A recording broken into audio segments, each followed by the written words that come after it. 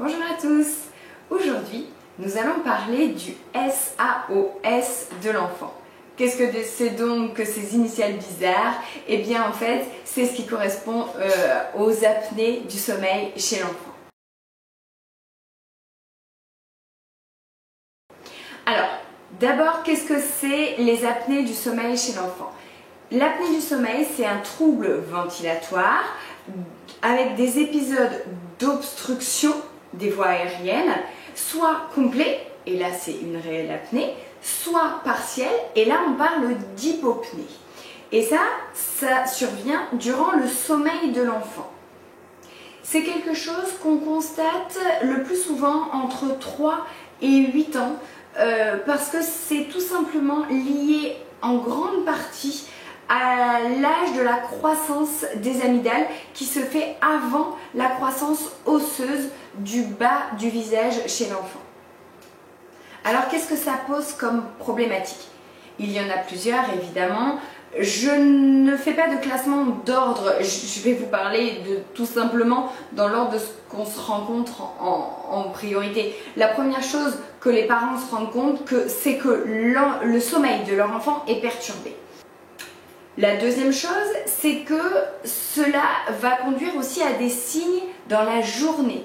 C'est ce qu'on appelle des troubles comportementaux liés à l'apnée du sommeil. On ne parle que de ça aujourd'hui.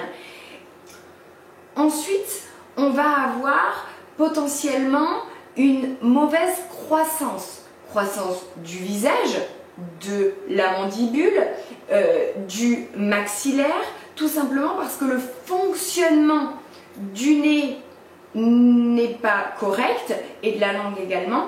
Et vous pouvez aller voir la petite vidéo que j'ai faite sur le nez.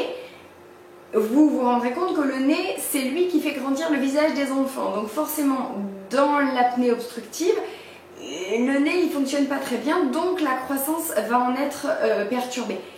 Et parfois même la croissance globale du corps. Car l'enfant est tellement fatigué, va tellement puiser dans ses ressources que finalement il n'arrive plus à grandir. Il a une mauvaise récupération musculaire et du coup, en sachant que c'est la nuit qu'un enfant grandit et qu'il ne peut pas bien grandir parce que son sommeil est de mauvaise qualité, il y a des retentissements sur la croissance. Ensuite, il va y avoir des perturbations occlusales, en bouche, l'emboîtement des dents.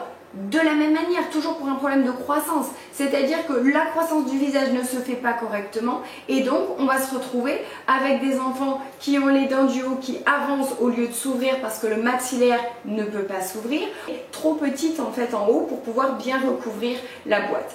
On se retrouve également avec un déséquilibre musculaire au niveau de la langue, au niveau des lèvres toujours ouvertes, une bouche toujours ouverte dans la journée pour essayer de compenser, et même la nuit, une bouche ouverte, un ronflement, etc.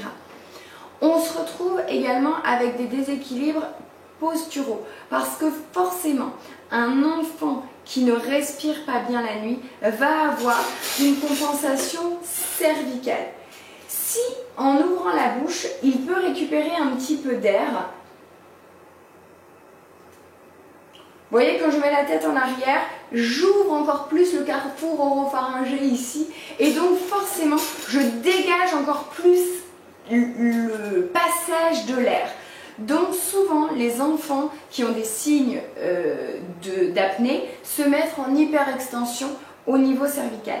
Sauf qu'à terme, ça peut créer des troubles posturaux au niveau cervical et un petit peu plus bas au niveau de tout le corps.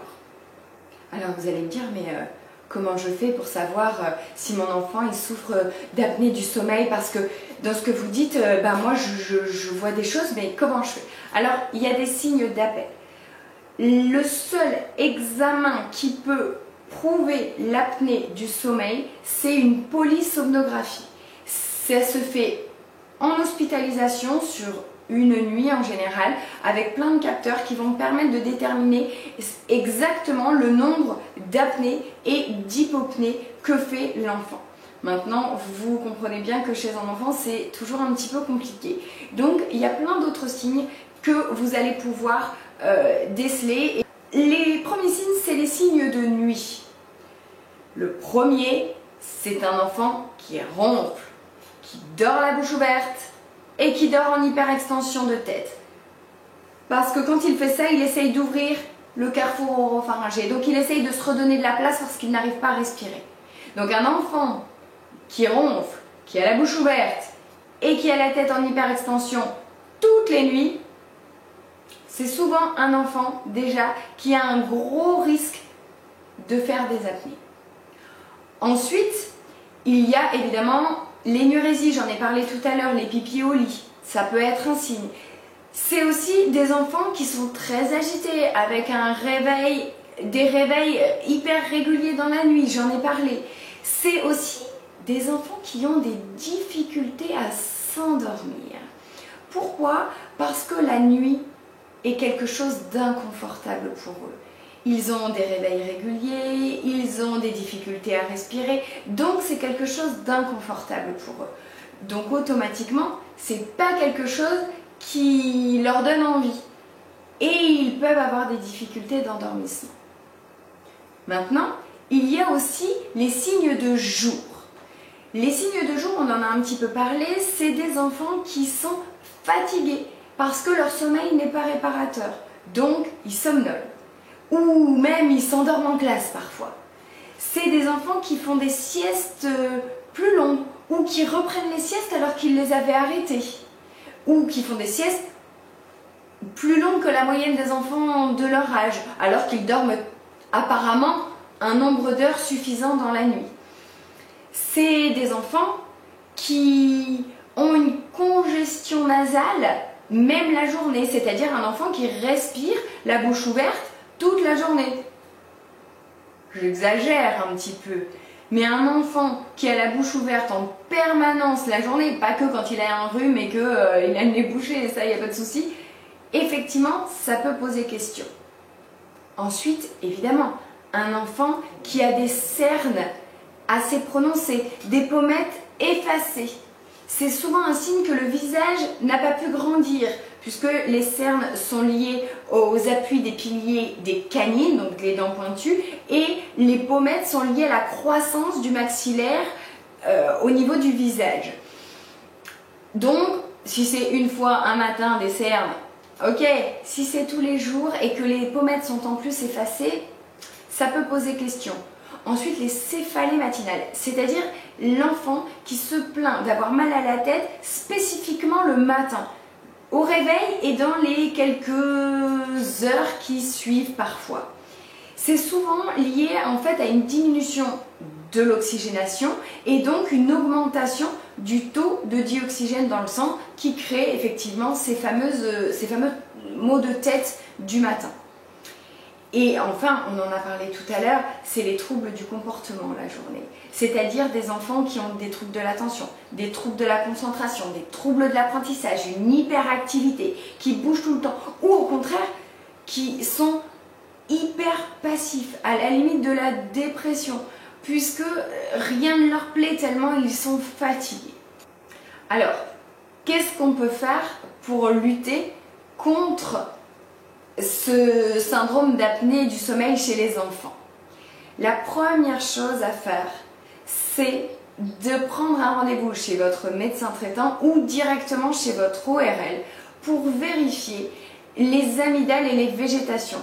Je vous laisse aller voir, je le mettrai en lien dans la barre d'infos, la vidéo que j'ai faite à ce sujet au niveau des amygdales et des végétations, où vous allez pouvoir comprendre que effectivement les amygdales, on les connaît un petit peu plus car elles sont visibles au fond de la gorge, alors que les végétations, souvent, elles sont invisibles à l'œil nu et pourtant, c'est les plus délétères au niveau de la respiration nasale puisqu'elles sont cachées en arrière-nez et elles bloquent du coup au niveau de la respiration nasale.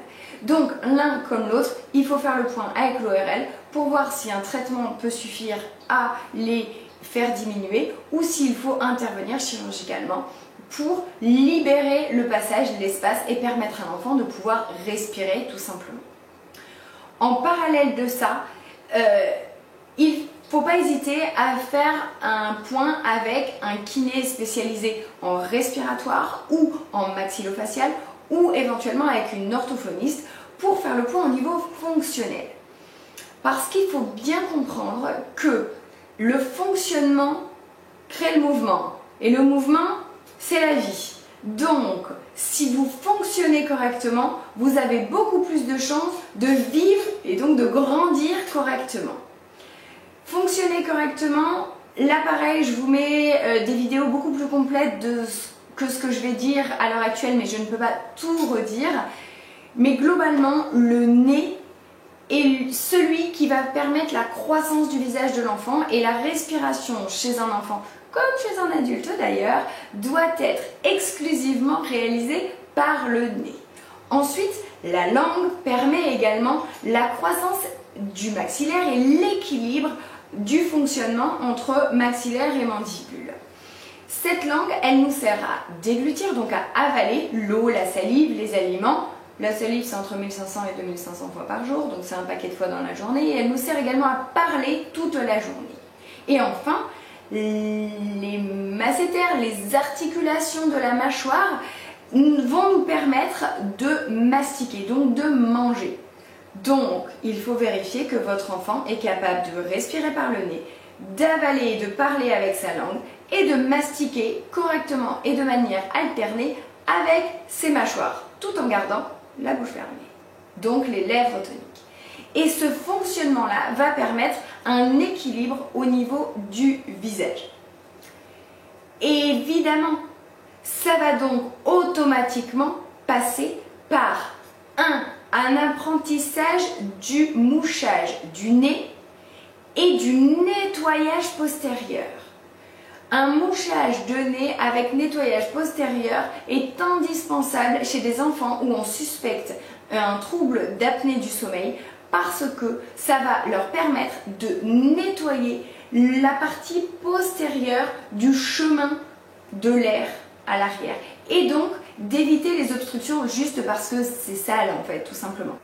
Je vous glisse une petite vidéo sur le mouchage chez les enfants.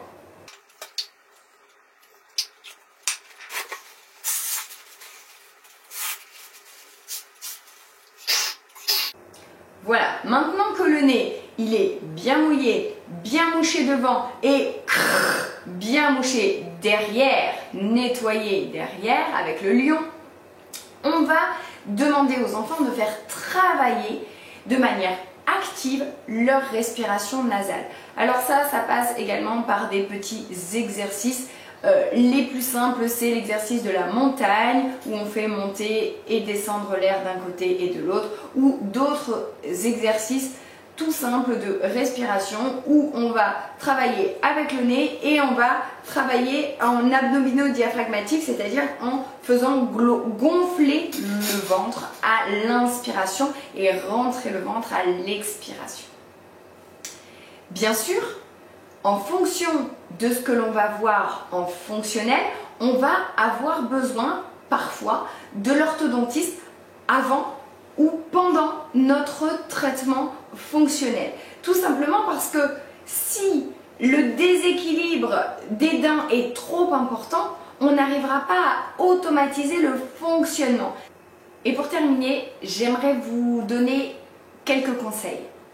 Le premier, c'est qu'un enfant, il est fait pour bouger, parce que le fait de créer du mouvement, ça crée du fonctionnement, et tout ça, ça crée la vie. Donc ça lui permet de bien grandir, on l'a déjà dit tout à l'heure. Un enfant, il a besoin de bouger pour développer sa croissance, son fonctionnement au niveau du visage, de sa respiration, mais au niveau de l'ensemble de son corps. Donc un enfant, il doit courir, sauter, bouger, crier, et c'est comme ça qu'il vit. Deuxième petit conseil, ça va être lié à l'alimentation. Et l'alimentation versus acidité. Puisque notre corps, c'est comme une voiture. Si vous mettez le bon carburant à l'intérieur, ça fonctionne quand même beaucoup mieux que quand on met le mauvais. C'est un petit peu le même principe. Pour faire simple, les fruits et les légumes sont beaucoup moins acidifiants que tout ce qui est viande, poisson et céréales. Donc, globalement, dans l'alimentation, il faut essayer d'équilibrer un petit peu ces deux points-là. Et enfin, dernier point, je voudrais revenir sur le rythme de nos enfants.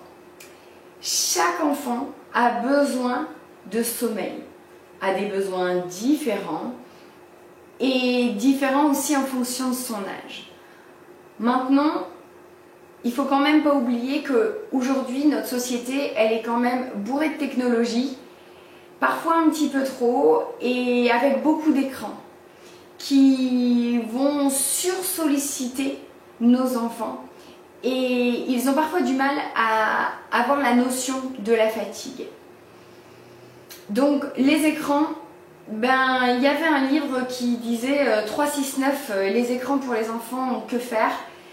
Et si je caricature un petit peu ce livre, c'est avant 3 ans, pas d'écran, avant 6 ans, très légèrement, et jusqu'à 9 ans, très contrôlé. Et ça peut vous faire peut-être essayer de voir comment votre enfant fonctionne avec son rythme à lui. J'espère que cette vidéo pourra vous aider. Je vous souhaite une très bonne journée. Merci et à bientôt. Au revoir.